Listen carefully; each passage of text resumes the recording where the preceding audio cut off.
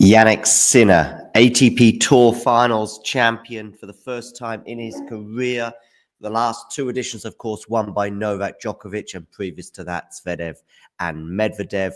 But Jannik Sinner, 2024 champion, of course, he's not dropped a set all the way to winning the title, joining Ivan Lendl and John McEnroe on what is a very, very, very short list of players on the men's side, at least, to do so without dropping a set. Lendl won it in 82 and 85 and 86 without dropping a set, whilst John McEnroe did it in 1983.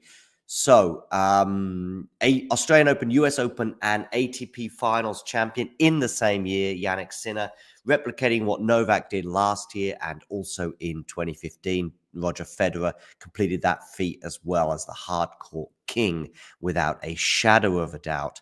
Federer doing it in 04, 06, and 07. I'm hoping that Vanch is going to be joining us very shortly. Do hit that like button and, of course, subscribe to the channel if you're new. Jannik Sinner has just completed his on-court interview. Let me share with you a few images, etc., from today. Do get your comments as well in the live chat on both YouTube, but also on Twitter. You can do so. So here I am just sharing that quote, or that stat, I should say, from Sakib, who has tweeted it out to the masses. Jannik Sinner has also just completed his on-court interview. Of course, he, in 76 matches across this year, has won at least a set in each and every single one of them. An incredible feat from the Italian.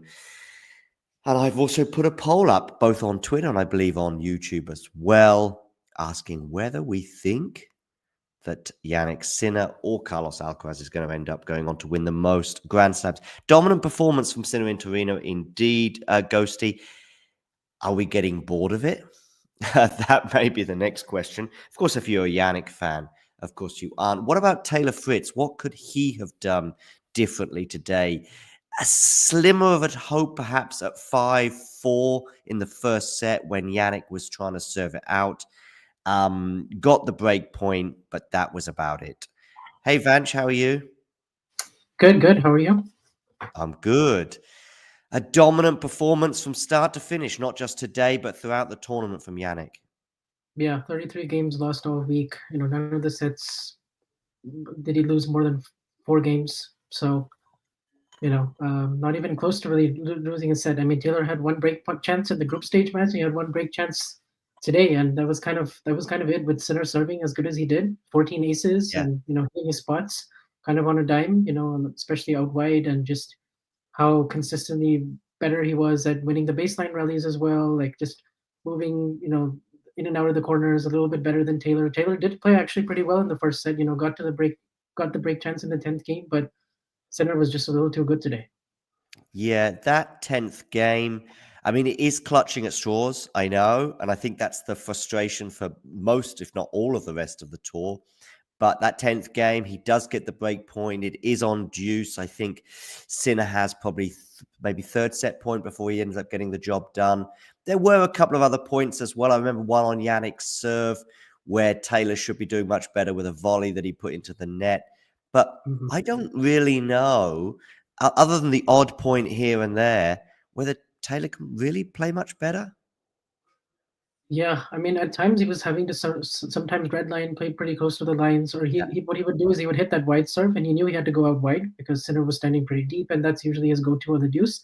And then instead of kind of hitting it to the open court, he felt like he had to go behind Sinner, and so sometimes he would kind of force the issue a little bit too much. But sometimes I felt like he sort of had to, because he couldn't break out of the backhand to backhand pattern the way he did against Zverev, for instance, where he could kind of just wait Zverev out a little bit. Sometimes Zverev would miss in those longer rallies, but this time Sinner was the first to go down the line, and he did so much earlier in the rallies than Zverev did. So he was way more aggressive with it. And like whenever he did go down the line, he picked the right time to do it. And so that just kept Taylor just off balance a lot of the times. And I don't think he could properly execute and get his forehand into play, which was the shot that did the most damage for him against everyone else. Definitely. I mean, I don't really know what else Taylor can do. I mean, basically the thought perhaps before today, but even before the tournament, for anyone to stand a chance against Jannik is that they would either have to redline, as you suggest, or just serve out of their minds. also when you get that slither of a chance, you really have to take it. But if Jannik is serving like this, I think it was Skill Gross tweeted something like, the best baseliner in the world is serving bombs. There's not much you can do. I think so, but I do think that even though Taylor is number 4 in the world, and you can say, okay, probably it's not going to get that much better. I do think there's one area he can definitely improve, and that will help him against Sinner and Alcaraz and Novak and that sort of lot, which is finishing points at the net. There are some chances that he has, in these baseline rallies to come forward, perhaps apply a little bit of pressure, even if he gets past, even if he sort of, has a poor ratio at the net. I still think it's worth trying it in different situations. Probably, obviously, the Musetti match is the one that comes to mind earlier this year at Wimbledon, where that's sort of the the one key takeaway from that match. I think he has improved his numbers when he's at the net. I'd just like to see it a little bit more often because he did have some success even in this match. At times, he was already he won that really good point at the net, that half volley that he hit. I think that was the 7th game. That was actually the game that he got broken in the first set. But I still think there's some gains to be made there. I think the movement has improved a ton. I think the forehand drop shot he's also added this year, which is helping him, against the other players. But I think there's a little bit of incremental gains, when it comes to, the finishing points at the net. Probably can work on sort of the changing directions earlier in rallies and with the backhand down the line. I feel like he's kind of mostly improved everything, but that's the one area I would point to. I think he's improved a little bit in each area. I'm not sure I'd go a ton on the movement, but I think he has improved. But I think he's in, and I think I started seeing it as early as January in that match against Djokovic at the Australian Open, and then throughout the year. I mean, it's the best year of Taylor's career, I believe, and obviously 4th in the world. I mean, you could compare it to perhaps the year he won Indian Wells as being better in terms of that massive title. But I think for year-long consistency, I think a bit of net prowess might help him as well at possibly the Slam. That maybe Wimbledon, there's a Wimbledon final out there. Maybe if the draw is nice, and if Alcaraz goes out early, maybe even the title itself. But I do think there's been incremental parts of his game that have improved this year. But I want to come back to Jannik and the year he has had, because wow, I mean, how do we compare this? I mean, I mentioned some of the people that have, on the men's side at least, won Australia, US Open, and ATP Finals in the same year. Novak did it last year and also 2015. Federer did it 3 times as well. Where are we putting this in the pantheon of either great years or even great hardcourt years? Well, I think it has to be in the top 10 for like one of the top 10 best seasons of all time. Just because, and the 2 majors plus the 3 Masters 1000s plus the year-end final, and then just pretty much like 4,000 points ahead of Alcaraz in the year-end. And number 1, I think, for 6 months consecutively now, pretty much, and obviously see out the year as number 1. 23 weeks, of course. Of course, the only real blemish is that 0-3 record against Carlos, and and possibly the situation with the drugs ban. But I don't think that shouldn't really take away from his achievements on the court. But I think it's definitely up there as like a top 10 season. Like just the win percentage alone is above 90%, and that's pretty much all you need in my mind for it. You need at least 2 slams, and you need above a 90% win percentage to be in that conversation of like that top 10. And I think he's definitely in there. Like it is like a kind of a. I wouldn't go so far as like a Djokovic 2011. I still think Djokovic 2011 is possibly like, aside from the indoor swing, that's like as good as it gets, but. It's definitely up there with some of the big 3 seasons. Yeah, for sure. I mean, I don't think it can probably quite usurp Djokovic's 2011, right?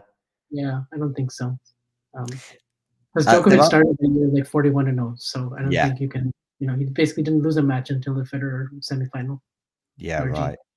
Matthew here asking, actually, let's begin with this one here from Ghosty. What can other players, so not just Taylor, but pretty much anyone, probably Carlos aside and maybe Novak too, what can they do to disrupt Sinner's rhythm? I mean, maybe it's a bit easier probably on 1 or 2 other surfaces, but on hard, I think it's a much trickier thing to do. It's a lot harder if you don't have a serve like Zverev, Sinner, or Fritz, or some of the best players. But I think honestly it has to be like just as much variety as possible.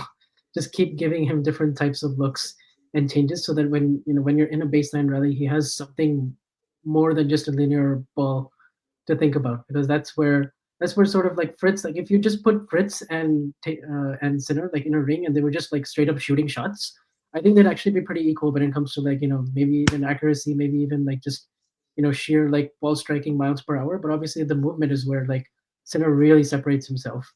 But so obviously you have to be able to defend and move like that. You need an Alcaraz type of repertoire when it comes to like the all court game, the variety. But I also just think like even just like net rushing, trying something different, throwing in the serve and volley, like experimenting with your return position, basically as much kind of junk and as much kind of heavy power and big serving combined that you can do. Like it's you basically that's kind of what it takes.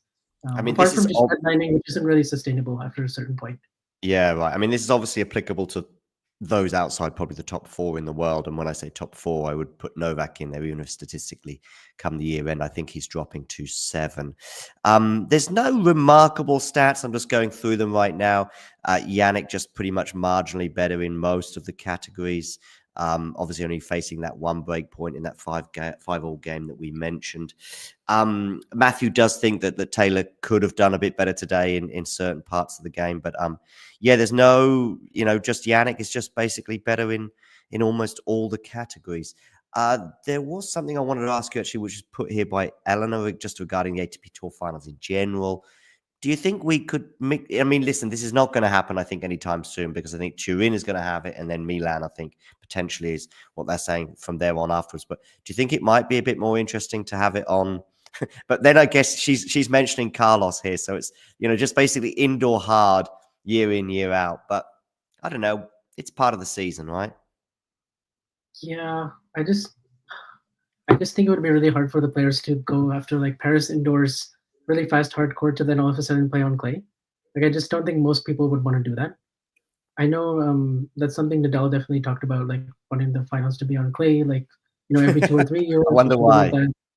Yeah, on grass and something like it would definitely be very interesting. But I just don't see it like possible logistically, and also just I don't think most of the players would Yeah, I want think that. for the players' health as well, as you say, it's nice to sort of stay as consistent as we possibly can. If anything, we want to try and get more consistency, in my opinion, so that we have a solid clay swing, a solid grass swing, and so on and so forth. I do like the idea, though, of just randomly having a grass court week somewhere in obviously not in Europe because it would be far too cold, but yeah, somewhere Mm. that would be funny to have the ATP Tour Finals on that surface. But yeah, I think indoor hard is here to stay, certainly for the foreseeable future. Yeah, I'd heard that they were in, at least it's a strong possibility that it'll move to Milan in 2027, I think.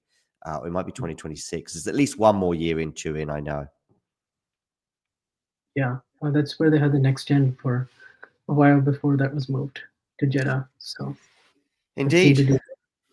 Yeah, listen, Vanch, these shows are brief and succinct, and I'm really appreciative that you came on board today. We will, of course, have ATP Weekly tomorrow, and WTA Weekly will obviously be delayed until after the Billie Jean King Cup Finals. Jannik Sinner is about to take the microphone, so we can all enjoy the dulcet tones of the Italian. But thanks very much, Vanch, Yep. Thank you. and we'll be speaking to you all soon. And everybody else, you know the drill.